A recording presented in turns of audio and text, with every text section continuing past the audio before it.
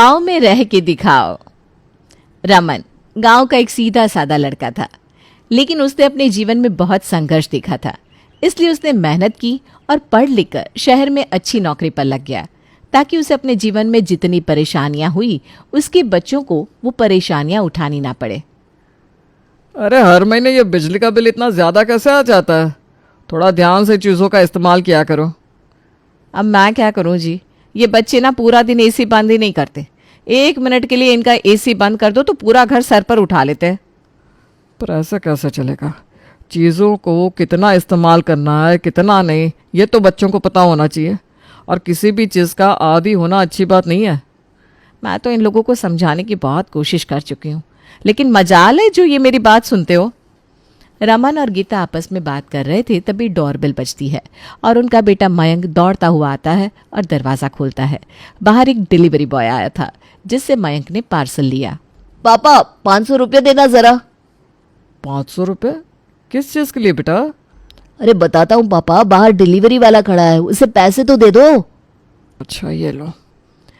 रमन मयंक को पैसे देता है। मयंक डिलीवरी वाले को पैसे देकर अपने कमरे में जाने लगता है। अरे बेटा ज़रा बता तो दो क्या मंगाया है? पिज्ज़ा मंगाया है पापा। क्या? पिज्ज़ा? किस लिए मंगाया तुमने? जब मैंने घर पर सबके लिए खाना बनाया था तो खामखा ये मंगाने की क्या जरूरत थी? अरे मम्मा, रोज रोज ये घर का खाना खाने का मन नहीं करता। मेरा आज पिज्ज़ा खाने का मन था तो मंगा लिया। मुझे अब आराम से कमरे में जाकर पिज्ज़ा तो एंजॉय करने दो।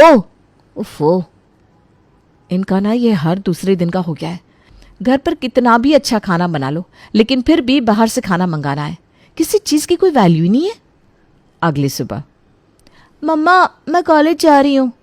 वो तो ठीक है, लेकिन गाड़ी की चाबी किस लिए ली है? 10 मिनट की दूरी पर है तेरा कॉलेज, इतनी दूर के लिए भी तुझे गाड़ी चाहिए?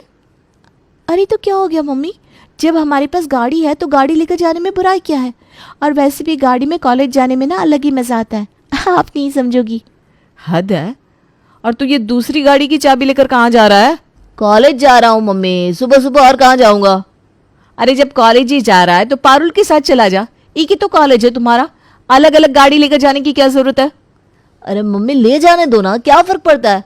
और वैसे भी मैं दीदी के साथ गाड़ी में नहीं बैठने वाला। पता नहीं कैसे गाड़ी चलाती है।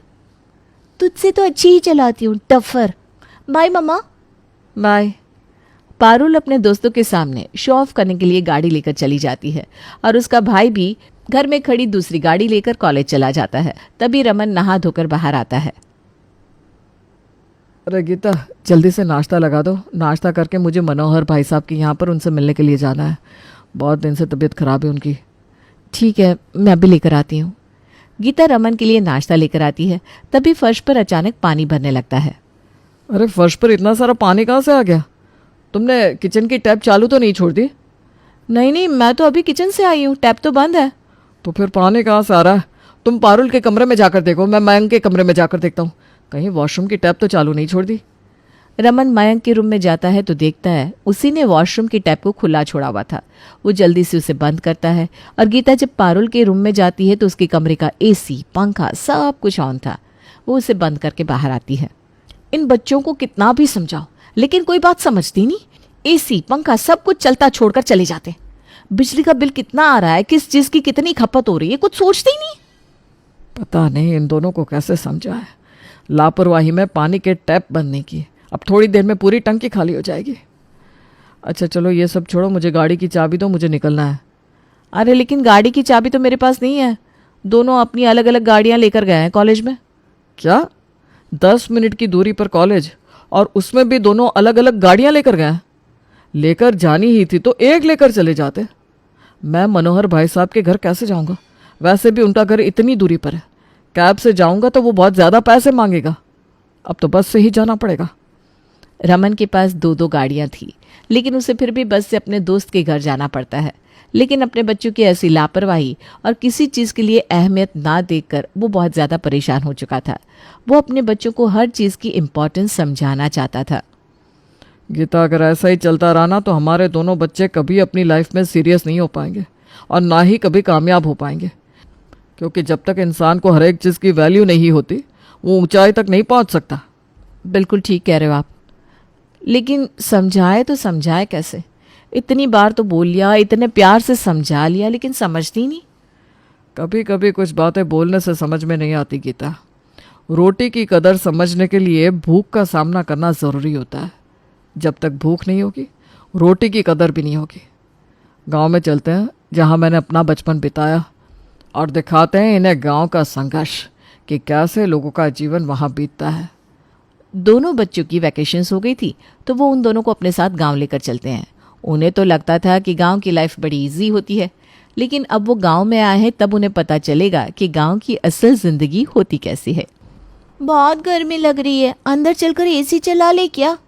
अरे बेटा, ये एसी तो शहर में होते हैं, हमारे यहाँ पर ना कूलर होता है। अभी चिंटू कूलर में पानी डाल देगा तो कूलर चला लेंगे। कहाँ से कूलर में पानी डालूंगा? पानी तो आज आया ही नहीं। क्या इसका मतलब कूलर नहीं चलेगा? हाँ भैया, लेकिन अगर चलाना है तो कुएं पर से जाकर पानी लाना पड़ेगा, वो भी कम से कम 5-6 मटकी। हाँ तो कोई बात नहीं, तू और शीतल, पारुल और मयंक को साथ ले जाओ, चारों एक एक मटकी पानी लेकर आ जाओ। क्या मैं अपने सर पर पानी की मटकी रख कर लाऊंगी? No no no. No no नहीं बेटा, एक एक मटकी लेकर आनी है, और कुआं ज़्यादा दूर नहीं है, इसी बहाने तुम गाँव भी देख लोगे। हाँ जाओ। अरे लेकिन कुछ नहीं होता बेटा। हम भी अपने बचपन में कुएं से पानी भरकर लाते थे। बस कुएं से पानी खींचना और मटकी में डाल देना, ज़्यादा मुश्किल नहीं होता। अब जैसे तैसे सब लोग मयंक और पारुल को चिंटू और शीतल के साथ कुएं से पानी लाने के लिए भेज देते हैं। लेकिन जो बच्चे अपने रूम से उठकर किचन तक भी पानी लेने के लिए ना जाते हों उनके लिए कुएं से पानी भरना कितना ही मुश्किल होगा। अरे यार, ये सब क्या है? ऐसे कैसे पानी निकालूं मैं इसमें से? कितना गहरा है ये, मैं तो खुद ही इसमें गिर जाऊंगा। अरे कुछ नहीं होगा मयंक भैया, हम इतने सालों से कुएं से पानी निकाल रहे हैं, एक बार कोशिश तो करो। अरे नहीं यार, मुझसे नहीं होगा, तुम ही कर लो।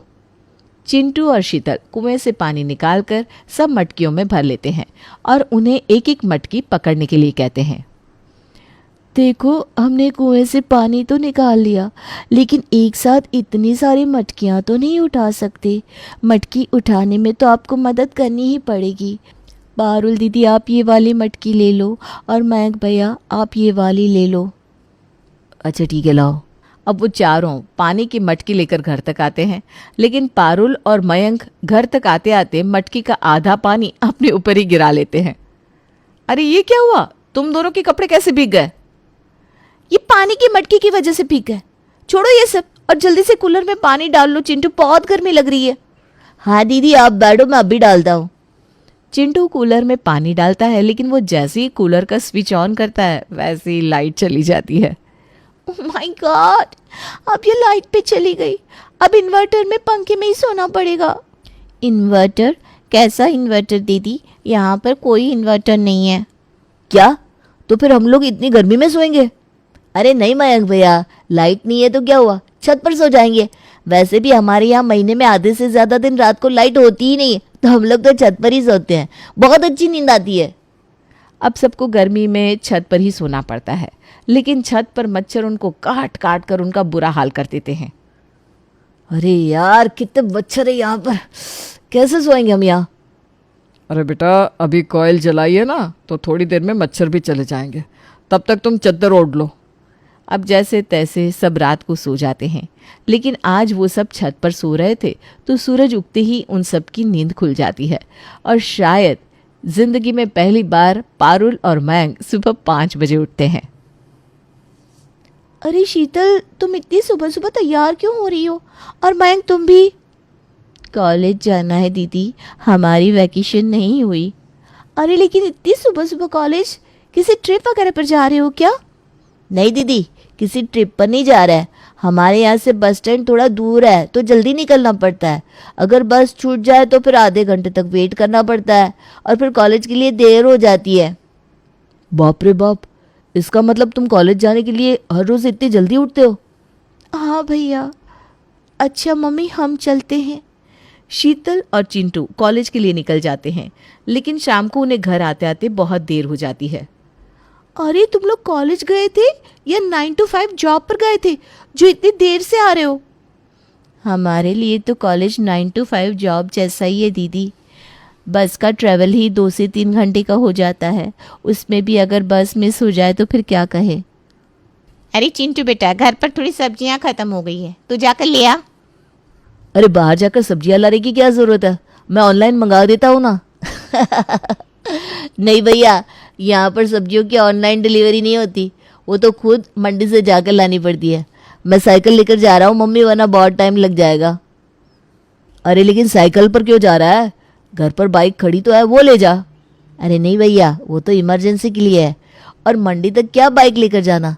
अगर पेट्रोल ख़त्म हो गया तो पेट्रोल पंप भी बहुत दूर है। मैं अभी गया अभी आया। चिंटू साइकिल पर जाकर सब्जी लेकर आता है। तभी रात को जब सब कमरे में सो रहे थे, पारुल की नींद खुलती है। वो देखती है कि चिंटू और शीतल दोनों पढ़ाई कर रहे हैं। अरे सुबह हो गई क्या? नहीं पारुल दीदी, अभी तो रात के 12:30 बज रहे हैं। क्या? तो तुम लोग सो क्यों नहीं रहे? सुबह तुम लोगों को कॉलेज नहीं जाना है क्या? जाना है, लेकिन ये हमारा रोज़ का रूटीन है। घर आते आते इतनी देर हो जाती है तो रोज़ रात को देर तक जाग कर पढ़ना पड़ता है, वरना पढ़ाई ठीक से नहीं हो पाएगी। लेकिन ये भी कुछ सालों का स्ट्रगल है। एक बार पढ़ाई पूरी हो जाए और अच्छी सी जॉब मिल जाए, फिर टेंशन नहीं होगी। वाह यार, कितनी मेहनत कर रहे हो तुम दोनों अपने फ्यूचर के लिए। और एक मैं, मेरा कॉलेज से घर 10 मिनट की दूरी पर है, फिर भी मुझसे ठीक से पढ़ाई नहीं होती। अगर हमने भी अपनी लाइफ में इतना स्ट्रगल ना देखा होता तो शायद हम भी इतनी मेहनत नहीं करते। लेकिन हमें आगे बढ़ना है, लाइफ को थोड़ा आसान बनाना है, इसीलिए इतनी मेहनत कर रहे हैं। अब जैसे जैसे वो गांव में समय बिताते हैं, वैसे वैसे उन्हें चीज़ों की इम्पोर्टेंस समझ में आने लगती है। 2 दिन बाद, अरे आज तो तुम दोनों की छुट्टी है, तो घर पर मस्त पार्टी करेंगे। पार्टी तो करेंगे भैया, लेकिन उससे पहले खेत में जाकर काम करना है। क्या तुम लोग खेत का भी काम करते हो? हाँ भैया, बाकी दिन तो कॉलेज के चक्कर में ज़्यादा टाइम नहीं मिलता, तो छुट्टी वाले दिन खेत में जाकर पापा की हेल्प कराते हैं। आप भी चलो ना हमारे साथ, खेत में मज़ा आएगा। अच्छा ठीक है, चलो चलते हैं। मयंक और पारुल भी उन दोनों के साथ खेत में चले जाते हैं और उनके साथ मिलकर खेत में काम करते हैं। लेकिन पहली बार खेत में काम करके वो दोनों बहुत थक जाते हैं। खेत का काम करना तो बहुत मुश्किल है यार, तुम लोग कैसे सब मैनेज करते हो? मैनेज तो करना ही पड़ता है दीदी, पापा हमेशा से ही खेती बाड़ी का काम करते हैं, तो जब तक हम दोनों की जॉब नहीं लग जाती तब तक इस काम के अलावा हमारे पास कोई ऑप्शन भी नहीं है। खेत में काम करते हैं तो फसल बिकती है और उसी से फिर खर्चा चलता है। हाँ, और 2 साल पहले ना फसल खराब हो गई थी, बहुत दिक्कत हुई थी। पर अच्छा है, इस साल ऐसा कुछ नहीं है। अगर उस साल फसल खराब नहीं होती तो हम दोनों अपने लिए एक लैपटॉप ले लेते। पर कोई बात नहीं, बिना लैपटॉप के भी काम तो चल ही रहा है ना। हाँ बेटा, मेरे बच्चों ने बहुत कुछ देखा है। बस अब मेरे बच्चे जल्दी से कामयाब हो जाए और हमारी तरह नहीं आगे की ज़िंदगी गरीबी में ना बितानी पड़े। उनकी बात सुनकर अब कहीं ना कहीं पारुल और मयंक दोनों के दिमाग में उनके मम्मी पापा की कही हुई बातें घूमने लगती है कि कैसे उन्होंने भी तो अपनी लाइफ में स्ट्रगल किया था, लेकिन हमें उसकी ज़रा भी वैल्यू नहीं है। चलो बच्चों, अब घर चलते हैं। ये कुछ सब्जियां ले लो, मैंने खेत से तोड़ी है। सब घर आते हैं। अब पारुल और मयंक की वैकेशंस भी ख़त्म होने वाली थी, तो वो अपने घर वापस आ जाते हैं। मम्मा मैं कॉलेज जा रही हूँ, लंच दे दो। क्या लंच? हाँ मम्मी, मुझे भी दे देना। क्या बात है, आज दोनों को लंच लेकर जाना है? वरना तो हर रोज़ मैं इतना बोलती हूँ तब भी लेकर नहीं जाते और कैंटीन से ही खाते हो। हाँ, लेकिन आज से घर का ही खाएंगे। वो इतने दिन गांव में रहे तो आदत पड़ गई, और वैसे भी घर का खाना ज़्यादा अच्छा लगता है। अरे वाह, चलो कुछ तो अच्छा असर हुआ गांव में रहने का तुम लोगों पर। ये लो टिफ़िन, और गाड़ी की चाबी अंदर कमरे में रखिए, ले लेना। अरे गाड़ी लेकर क्यों जाएंगे मम्मी, पास ही में तो कॉलेज है, पैदल ही चले जाएंगे, इसी बहाने थोड़ी वॉक भी हो जाएगी। अच्छा ठीक है, फिर पैदल ही चले जाओ। दोनों भाई बहन आज गाड़ी से कॉलेज ना जाकर पैदल ही कॉलेज जाते हैं। तभी गीता उनके कॉलेज जाने के बाद उनके कमरे की सफाई करने जाती है। अरे ये कैसा चमत्कार हो गया आज, पारुल का कमरा एकदम साफ है, कोई सामान भी नहीं फैलाया हुआ है इसने। चलो कोई नहीं, अच्छा है, आज सिर्फ मयंक का कमरा साफ करना पड़ेगा। गीता मयंक का रूम साफ करने जाती है तो उसका रूम भी आज साफ था। ना ही आज दोनों में से किसी ने पानी का नल चालू छोड़ा था। एसी, पंखा, लाइट सब कुछ बंद था रात के समय। अच्छा सुनिए, मैंने सबके लिए बादाम वाला दूध बनाया है। बच्चे तो अपने अपने कमरे में टीवी देखते देखते ही पियेंगे। आप मयंक को दे आइए, मैं पारुल को दे आती हूँ। जैसे ही वो दोनों उनके कमरे में जाते हैं तो देखते हैं कि दोनों अपने कमरे में पढ़ाई कर रहे थे। अरे आज सूरज पश्चिम से निकला है क्या? मेरा बेटा पढ़ाई कर रहा है, वो भी इतनी रात को। हाँ पापा, एग्ज़ाम्स आने वाले हैं ना, तो सिलेबस करना है और अच्छे मार्क्स भी तो लाने हैं। अब से रात को पढ़ाई चालू। मुझे भी आपकी तरह अच्छी जॉब लेनी है, वो ऐसे थोड़ी ना मिलेगी। यहाँ रमन को मयंक की ये बात सुनकर बहुत गर्व महसूस होता है और वहाँ पारुल को देखकर भी उसकी माँ बहुत खुश होती है। मम्मा, वैसे तो मैंने अलार्म लगाया है, लेकिन अगर मैं सुबह 5 बजे उठकर बाहर ना आऊँ तो आप प्लीज़ मेरे रूम में आकर ज़बरदस्ती मुझे जगा देना। अच्छा ठीक है बेटा, मैं जगा दूंगी, लेकिन अभी बहुत रात हो गई है। चलो दूध पीकर सो जाओ। बस अभी थोड़ी देर में सो जाऊंगी मम्मा, आप टेंशन ना लो। गीता और रमन अपने कमरे में आते हैं और दोनों के चेहरे पर मुस्कान थी। आपने जैसा सोचा था बिल्कुल वैसा ही हुआ। गायत्री दीदी के वहाँ पर जाने का फ़ायदा तो हो ही गया। बिल्कुल, मैं गांव में दीदी के घर ले जाकर बच्चों को जो समझाना चाहता था वो उन्हें समझ में आ गया। आखिरकार रमन अपने बच्चों को हर चीज़ की वैल्यू समझाने में कामयाब हो जाता है। और ये बात तो बिल्कुल सच है कि जब तक हम किसी चीज़ की कमी नहीं देखते या किसी काम के पीछे के स्ट्रगल को नहीं देखते, उसकी अहमियत हमें नहीं होती, क्योंकि इंसान का संघर्ष होता है जो उसे आगे बढ़ने के लिए प्रेरित करता है।